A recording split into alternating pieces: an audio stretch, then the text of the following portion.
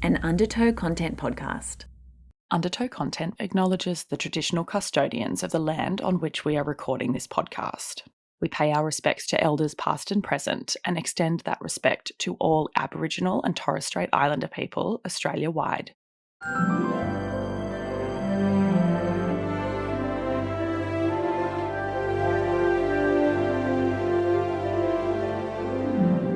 From Undertow Content, you're listening to Cut, the podcast, where we deep dive into the many facets of the entertainment industry, both locally and internationally. We're bringing you unfiltered stories and raw insights with no gatekeeping. We're your hosts, Amanda Browne and Nell. On today's show, we are very excited to chat to actress Alison McGirr, who you may have spotted on shows like Home and Away or the film Ladies in Black. But first, here's in the news.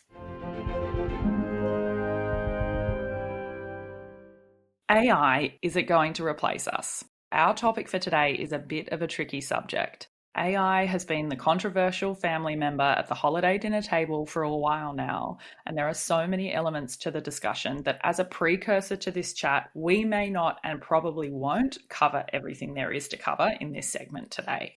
We are keen to hear your thoughts though, so please engage respectfully on our Instagram or send us an email. Let's start with a recent article published in Variety by Zach Scharf entitled, "Ben Affleck says movies will be one of the last things replaced by AI, and even that's unlikely to happen.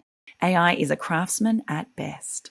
Speaking at the CNBC Delivering Alpha Investor Summit, Affleck says that AI can write you excellent imitative verse that sounds Elizabethan. It cannot write you Shakespeare. Affleck goes on to say, what AI is going to do is disintermediate the more laborious, less creative and more costly aspects of filmmaking that will allow costs to be brought down, that will lower the barrier to entry, that will allow more voices to be heard, that will make it easier for the people who want to make Goodwill Huntings to go out and make it. Oh, such a good film. Very good film. Affleck explained that AI is a craftsman at best. Craftsmen can learn to make stickly furniture by sitting down next to somebody and seeing what their technique is and imitating. He says craftsman is knowing how to work. Art is knowing when to stop. And I think knowing when to stop is going to be a very difficult thing for AI to learn. Affleck used HBO's Succession as an example of AI's creative limits, noting that the only new episode the series could create using AI would be one that is just a retread of older episodes the AI technology can pull from. The article continues, and we really encourage people to actually read it. I think all of this is really interesting. It's not new, but there are a lot of people, especially writers, but in the broader creative industries that are sitting here going, what is this going to do to our careers? I think that anytime a new technology is introduced to an industry, there is some hesitation and awareness that things are going to change.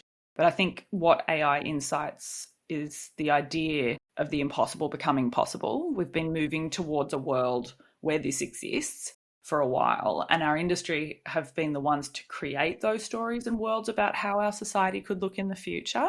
And it almost feels like we are closer to that point than maybe we're comfortable with. It's kind of like Black Mirror kind of, which for some people is really exciting, but for others is completely petrifying, which is totally fair.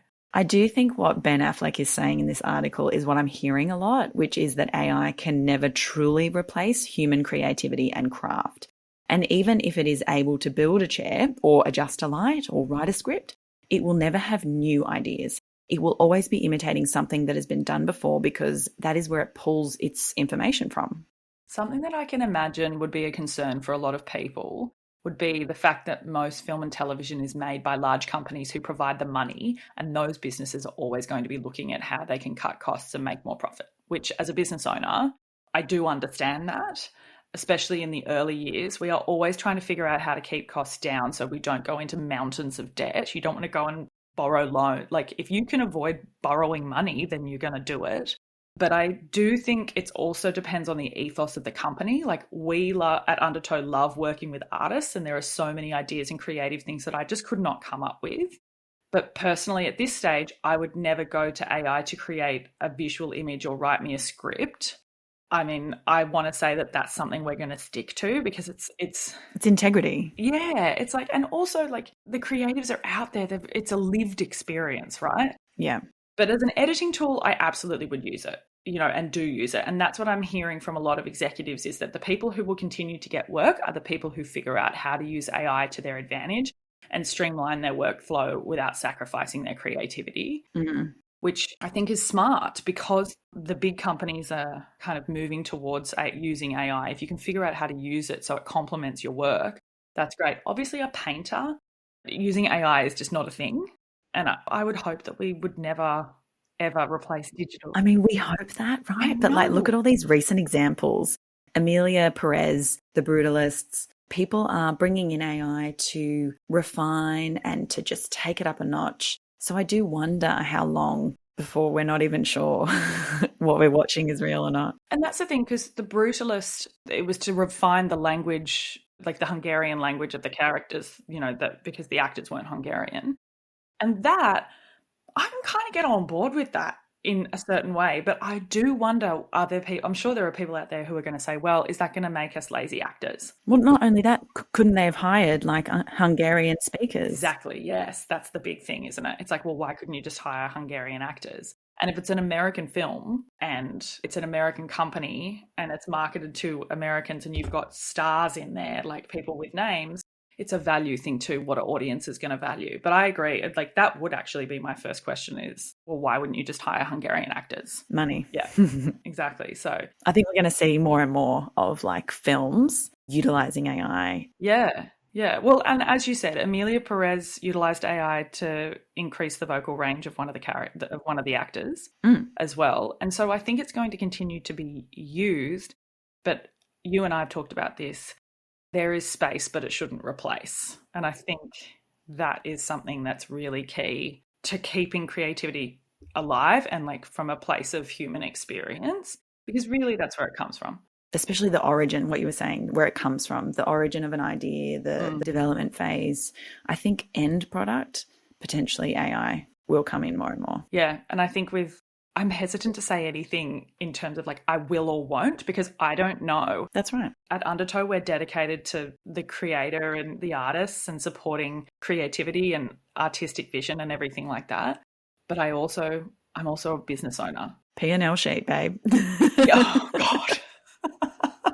I guess we'll wait and see. I think this is a topic that we are going to continue to talk about. What do you guys think? We want to know, yes. Let us know what you think. Really keen to hear what everyone thinks, how you think it's going to affect you in your craft.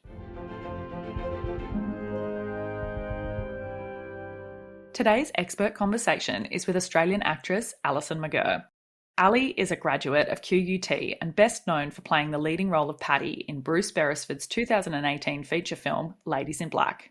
She made her television debut on Home and Away as Molly Brenner, and then went on to appear in the international series Vikings for the History Channel, Showtime's Penny Dreadful, and Stan's originals Year of and Transfusion. At time of recording, Ali and our very own Amanda Browne are co-writing a feature. We'll keep you posted about that one. Ali recently returned from Ireland, where she produced and starred in a short with award-winning writer and director Amy Joyce Hastings. Ali will next be seen in Bruce Beresford's latest film, Overture. Here's our chat with Ali.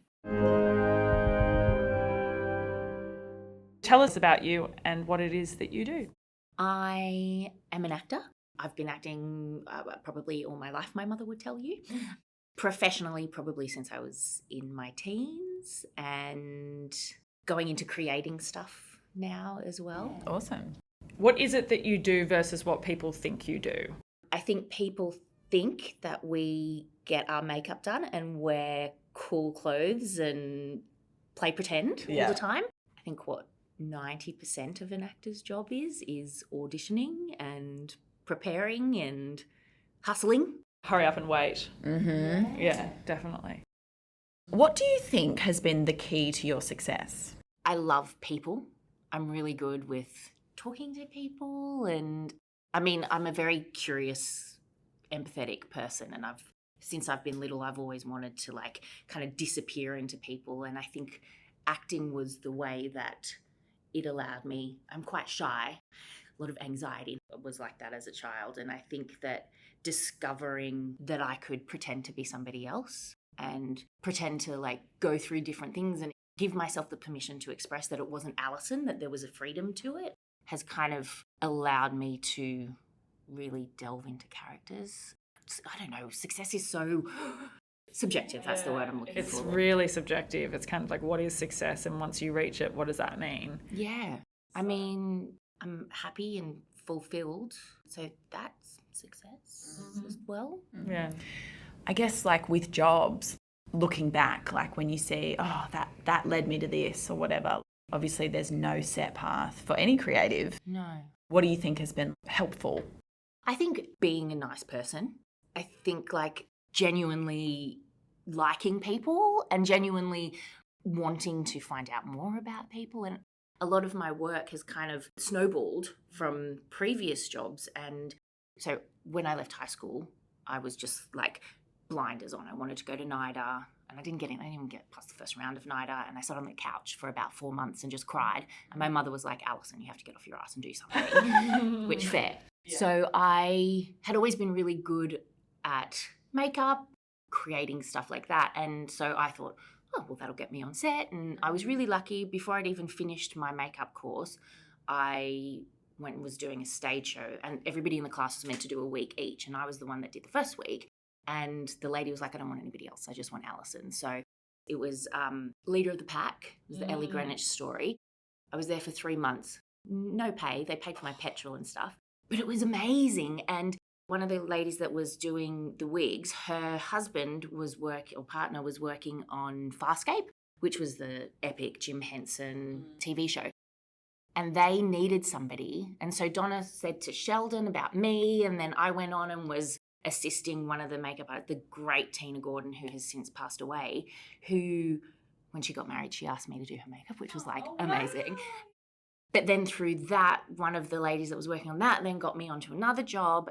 So I went like that. And the contacts that I made through that, it was the greatest education as an actor to be on set, particularly in the makeup room, because to see an actor prepare completely unaware was just amazing. And then to be on set and see how everything works, all the different cogs, and to respect that. I feel like there are some actors that are unaware that we are just one tiny little cog. And whilst we may be the most visible cog, we are a tiny little cog in a massive thing. And the respect and the knowledge of knowing how everything works, I think just made me very appreciative and gave me the contacts that then has like snowballed into little bits and pieces. So it's a network thing. It's a network thing, yes. And a reputation thing too. 100%. Yeah. I pride myself on being easy to work with because I love it. Because I love every aspect of it. Like I've worked on low budget stuff where I've gone and picked up the boom and held the boom. And I love like rolling leads and, I think team effort. It is. It very much is. It's like, right, we're in this together. And I think there's so much talk about above the line and below the line. And I spoke to someone the other day that said we're trying to move away from that, like below the line and above the line. We're just like hierarchy. Yeah, because it's like there's the above the line budget covers this many people and it's this much bigger than below the or whatever it is. And we get it, marketing, all that kind of stuff. But it is a collaborative effort. The crew are there from before. Most people are there and they're there till after. So it's like, it's great that you know that and like that you're aware of that. I think it's important for everyone to know that. So where did you start and what drew you to this industry? My professional journey in high school, I had a friend who was working a lot as an actor and she put me in touch with her agent and then I started doing like all the little bits and pieces, the home and away extra bits and like little ads and stuff. And then, like I said, I didn't get into NIDA and I went to work for about 6 years as a makeup artist. Then kind of went, oh my God, I'm sick of being behind the camera. I want to be in front of it. So I went back to drama school, auditioned for all of them and went to QUT and was super lucky. I was old going to drama school at 25. Jeez. Yeah. It was hilarious. All the 17-year-olds telling me that I was like a mother figure. At 25. At 25. Yeah. Oh my God, there was like, the stories I could tell you. Yeah. But yeah, so then came out of that and came back down to Sydney and my partner at the time was a writer-director and we started putting on plays, independent plays around the eastern suburbs, which was really fun. And again, it's like being a part of something and creating it from the start to the finish and being involved in all the little bits. It makes you really appreciate the world and the process. Let's go back to the not getting into NIDA thing because a lot of people go, oh, I'm not meant to do this.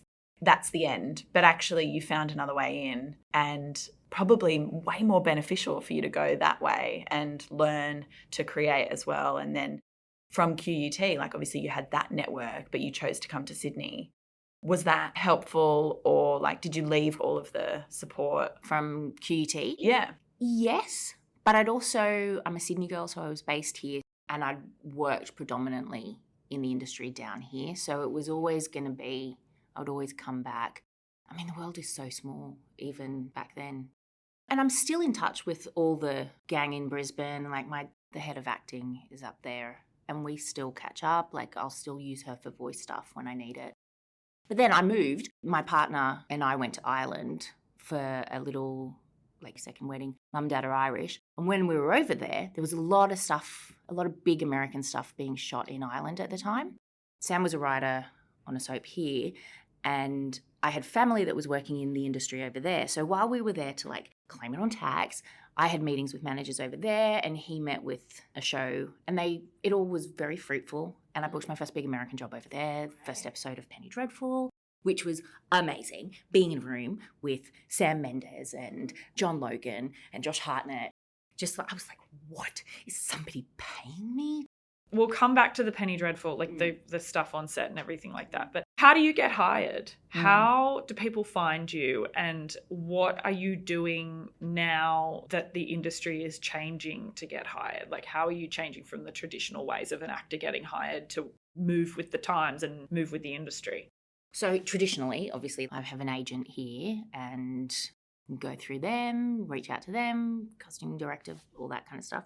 But now, with the world being so small and everybody being really accessible, and because I am blessed with in that 6 degrees of separation from most people, it's relationships again. And there's a really wonderful girl called Emily Joy who's based in Melbourne, and she kind of career coaches, and she said to me about utilising those networks and those contacts and, every week. Pick 2 people, one that you know, one that you don't but you really respect, and reach out to them genuinely. If it feels icky and it feels like you're asking for something, don't do it because it's obviously not right. So it's those type of things where it's seeing something that somebody does, and when it hits you and touches you, reaching out and going, hey, that was so amazing. Not, hey, that was great, can I work with you? But that real genuine love, because I think admiration and respect should be shown. If you see somebody walking on the street and you're like, wow, that is a great frock, say it to them because it makes their day, and then you're putting out this great energy. If you see somebody do something amazing on screen, reach out and tell them. I think there's such a icky thing about fangirling or not being cool by kind of going, oh my God, I loved what you did. Who doesn't love being told that what they do is great and that somebody admires you? So I think that is one way that I'm really focusing on.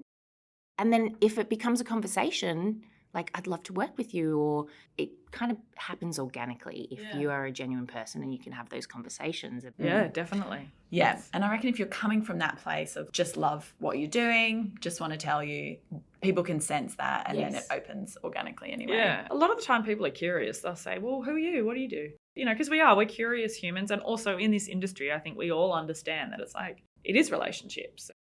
It is. And how cool is it to be around?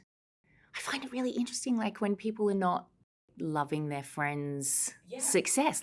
If I'm around all these amazing people that are doing amazing things, that makes me amazing. Just by association. Yes. But it's, you want to lift each other up. Yeah.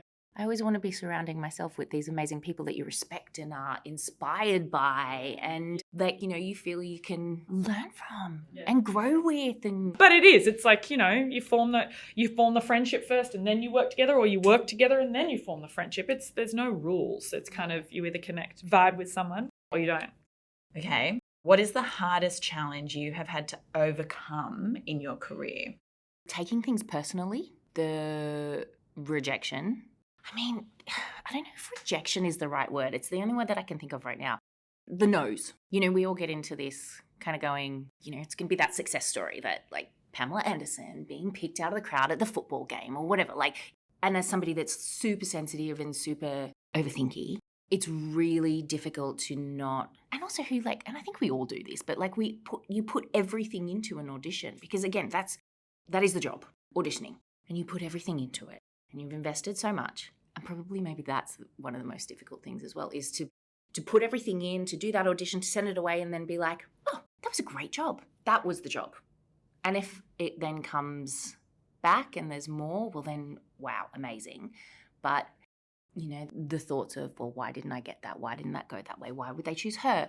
That kind of like monkey brain and taking the rejections personally. And it's like, it makes me a bad actor. I'm not good. I'm like overcoming that and I think it's a constant challenge. I think everybody, if you want to be in this business, if you are a creative, artistic soul, I think inherently you have a softness about you.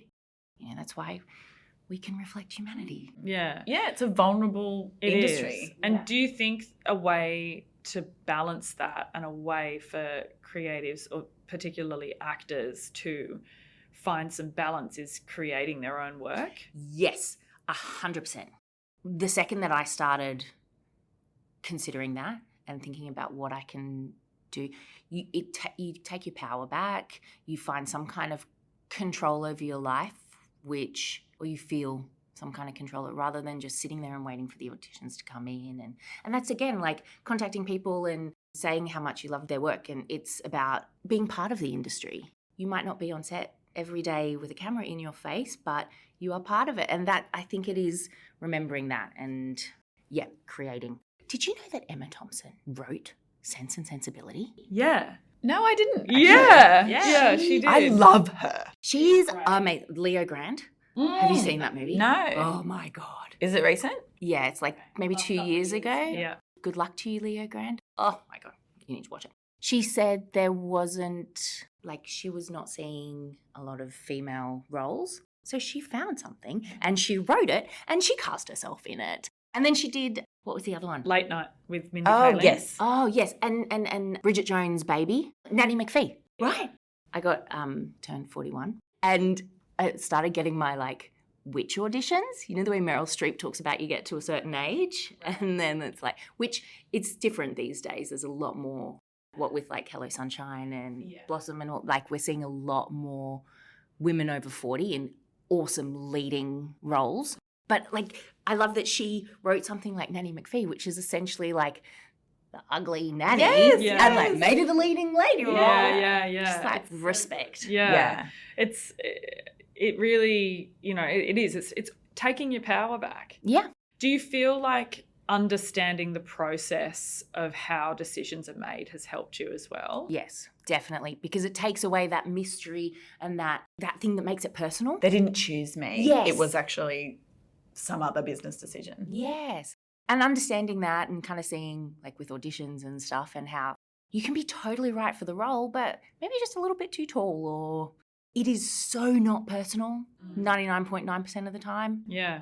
It's a type thing too, because it's if you've got 3 roles and one of them is over 50, one of them's 35 and one of them's 21 and you want to represent society properly, you can't have 3 of the same type of person.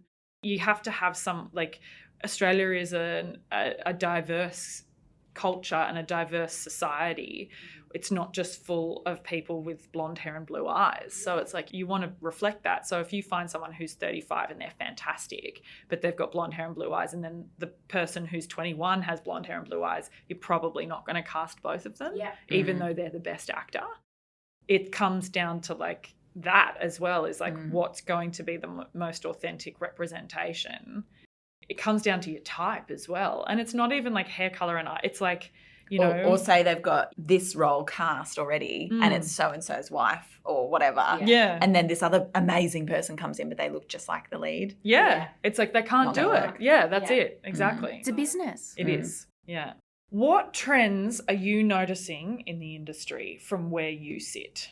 I am noticing a lot of people, creator, director, writer, actors, people getting out there and making their own things, which, years ago it was your Clint Eastwoods and I guess the likes of Emma Thompson who had that platform to be able to make their own stuff. And now with the world being so accessible and like what we can do on our phones and the support that people like Screen Australia are giving to newcomers, people are seeing a window in the market, like something missing, and they're not getting the roles that they want, so they're going out and they're creating them themselves. Even the likes of, and look, Kevin Costner doesn't need any help, but he's got a lot of help. But like even the likes of him out there. He made Horizon. Yeah. You know, you see these people, like even the likes Phoebe Waller-Bridge, writing, they're seeing a spot in the market, they're not getting what they want, and they're going out and creating it.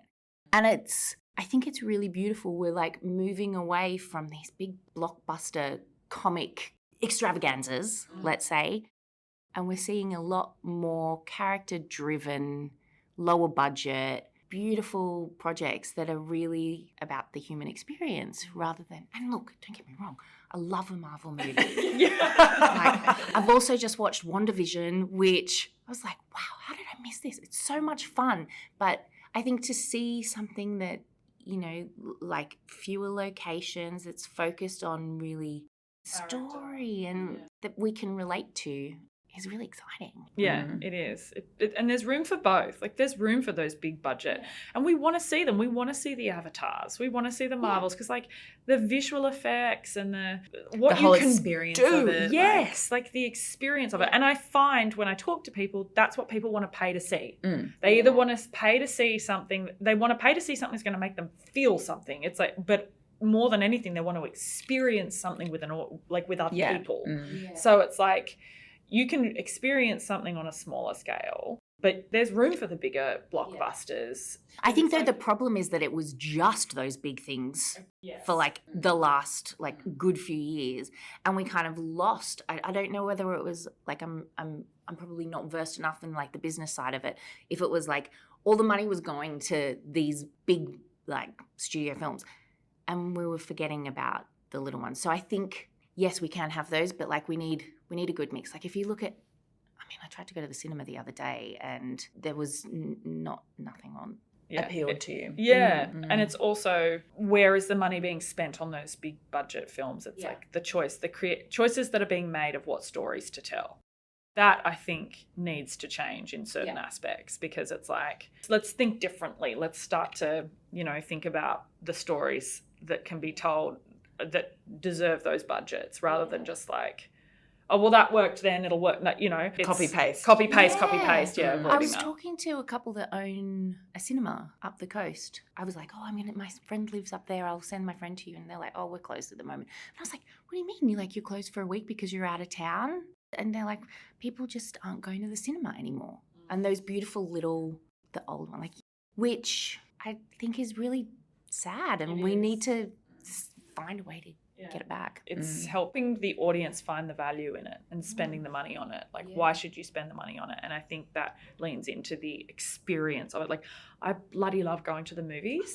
The smell of the popcorn, the Universal theme song at the beginning, or what the lights going down. Yes, and it's like the big comfy chairs, and you're like, yes, I've got a chop top and popcorn and salt and sweet. Oh my God, it's the best. Oh, it's so good. I throw my Maltesers into my popcorn. Yes. Yeah. See, and it's about the experience of it. So it's like almost like the movie theaters need to lean into the experience of it. Maybe that's where it is. It's because if it's not a blockbuster where you're going to get the experience from watching it, it's like, what's the experience on the ground for the audience? Like, how do they, how can you really elevate that experience so the audience are like, well, I'll go and see that at the movies rather than on streaming because I want that experience of being in the cinema. Yes. So many people are like, but you can watch that at home. I'm like, I don't want to watch it at home. I want to sit in the cinema with my popcorn, preferably with nobody else. Yeah. But at like 10 o'clock in the morning, it's the best time. When I lived in Dublin and I was like working on and off and like all over the place, I had a membership to the cinema there and it was €20 a month. Wow. And that was unlimited movies. So I would just rock up at any time of the day and whatever was on, I would watch it. I went so much they made me a black member. I got 25% off at the candy bar. Love that. That's like a black Amex. It was so great. Okay, what is a film that has influenced you? The first film that I really remember watching is Calamity Jane with Doris Day. my mum was always into like Rodgers and Hammerstein and all the musicals of the 50s and stuff. And I remember watching Calamity Jane and it just made me so happy. And I wanted to be Doris Day. And I could get up on this table right now and sing you every single song on there. And I just wanted to be her. I wanted to be that person that was singing and dancing and making me feel so excited.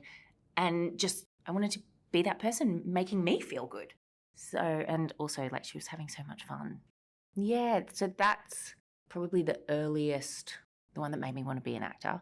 Garden State, I was thinking about it recently. Like I loved the film, and from this age now, like Zach Braff wrote and directed that and starred in it, and it has a killer soundtrack. And I thought, like, it's so simple, and I think it was made for very, very, very little. I think he actually crowdfunded as well, which was a source of debate at the time because I think he was still doing Scrubs. It's like, do you really need us to give you our like $50? But it's such a brilliant film. And I think it really, like the feels of the way he worked the music into the journey. It is, again, it's like set over 4 days and it's just so simple. Like if you write it down, a guy coming home for his mum's funeral and meets an ex, like it is so simple. There's not like these massive things going on.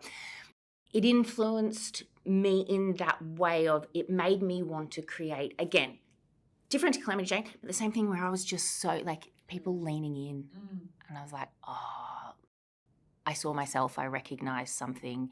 It made me feel seen and heard. And I think that's really impressive if you can do that. That's why we do what we do, right? So how has the journey differed so far from what you expected?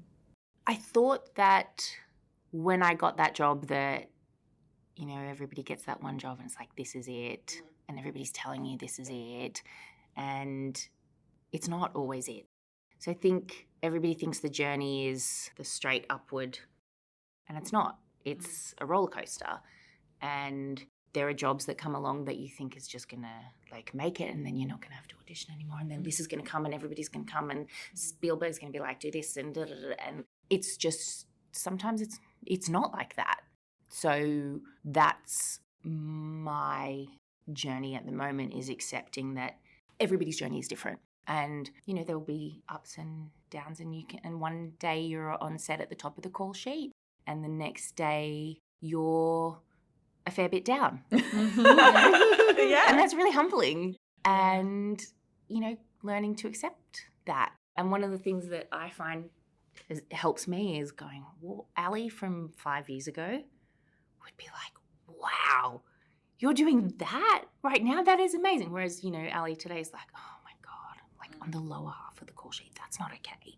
So yeah, I think it's getting rid of all expectations and just appreciating that I'm getting, like, you're working and yeah.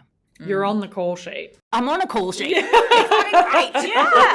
I think it's also like, yes, you're on the call sheet. This is amazing. Everyone dreams of getting on the call sheet. But it's like, because we hit success and then there's something else and then there's something else. And that's called ambition. There's nothing wrong with having ambition and wanting more than what you have. It's just, I think there's a balance of like remembering, oh, I'm on the call sheet. But it's like, but it's okay to want to be at the top of the call sheet. Yeah. It's kind of, it's a tricky balance sometimes. Best memory on set? Without a doubt, it was Penny Dreadful, where I was working with Josh Hartnett and I just got to like make out with Josh Hartnett and somebody paid me for it. And I was like, wow. That was where I was like, 14-year-old Ali is absolutely jumping for joy right now. I mean, 40 Days and 40 Nights, that scene with the feather. Oh my God. That was really cool. And at the same point, like I turned up for that table read and Sam Mendes came up to me and was like, Alison, thank you so much for being here. And I was like, oh my God. Yeah. Sam Mendes just shook my hand and knows my name. What is life? So like that was incredible. Yeah, getting to make out with Josh Hartnett. Thank you very much. Yeah, that's pretty good. Life made. And it's also, you're on a set working with people who are at that level that you... Yeah. And I do want to say that I was very professional. Yeah, of course. Of course. And he's fabulous too. He's such a nice guy. It's so watchable. I mean, you've obviously worked with him. I have not met him, but he's really fabulous on screen, and I admire what he's doing with his career now. Well, that's the thing. It's really respectful. Like, I think there were a few really big roles thrown at him that he declined because it wasn't how he saw his career going. How cool is that to be like so aware of who you are and what you want and what you can and can't do? Like, that is just incredible. And that's something that I really struggle with. It's like not knowing myself because I know who I am, but it's also having that discipline to be like, you know what? This job is amazing and it's massive and it'll like open so many doors for me, but it's not me. And to say no to that, and they say that, right? No is the most powerful word. So what is your superpower? My curiosity. Some might call it nosiness.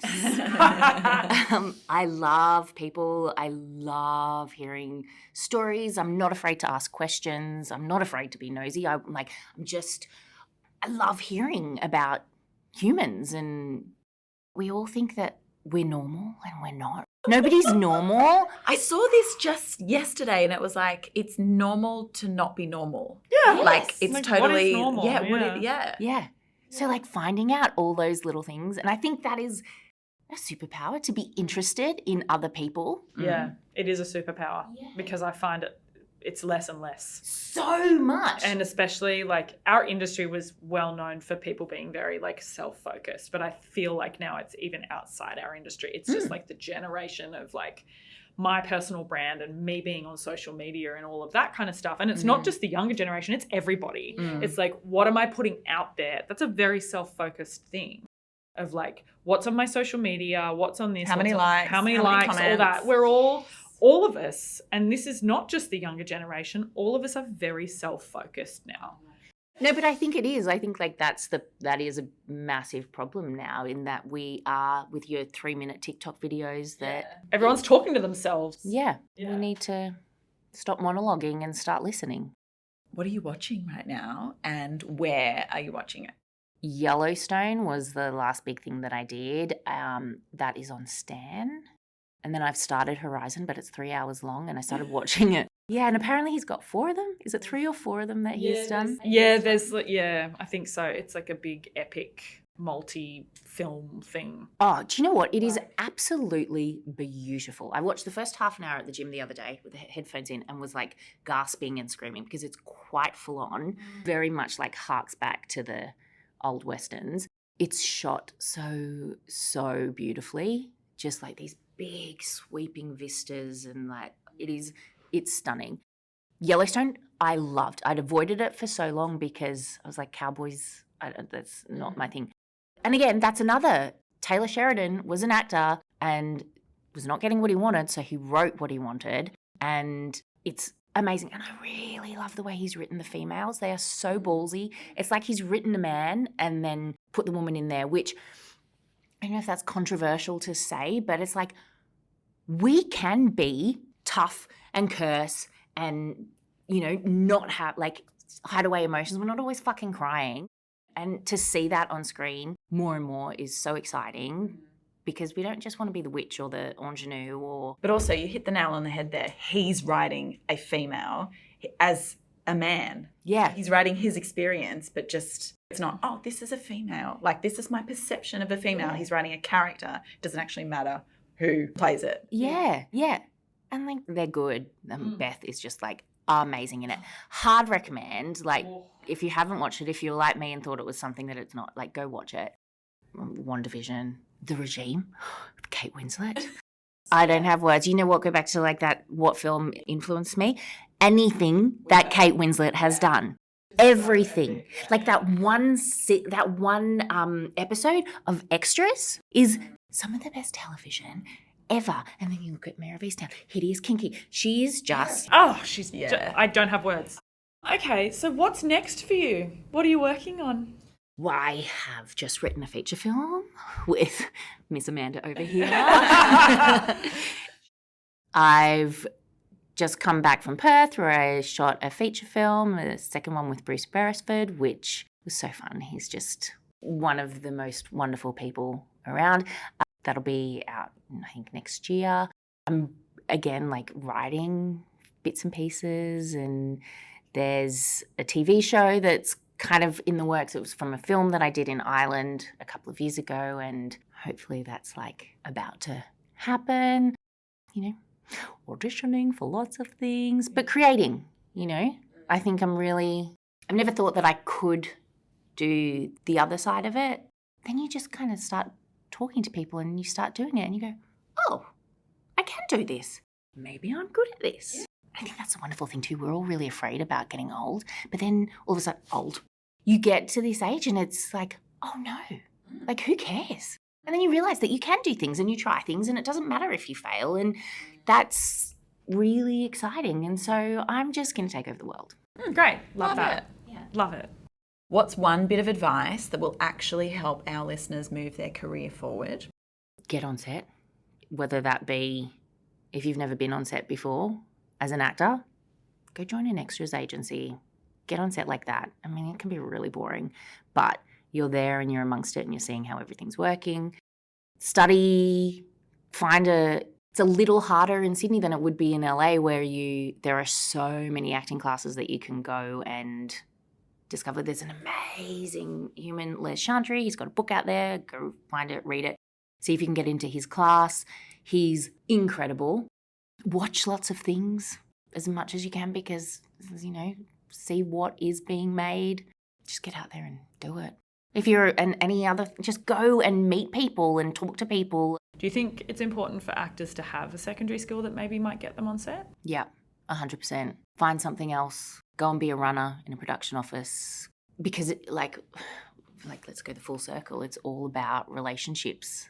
You know, unfortunately, and fortunately, this industry is built on, you're working 15, 16-hour days. You want to be working with people that you know are easy, cool, good to work with, good at their job. Like, you will hire people that you know. So get out there and start knowing people. Go to industry events, go and do the networking thing. Get tickets to South by Southwest, actor events, and talk to people.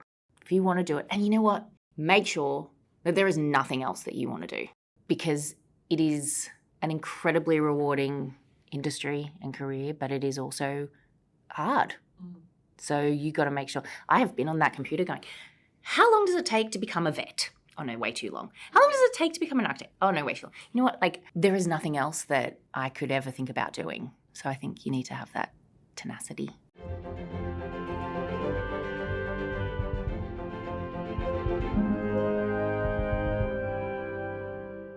Ali is such a great example of someone who has continued to work on different types of projects.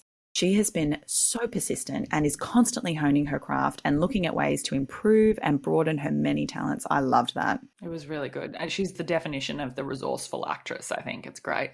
Thanks, Ali.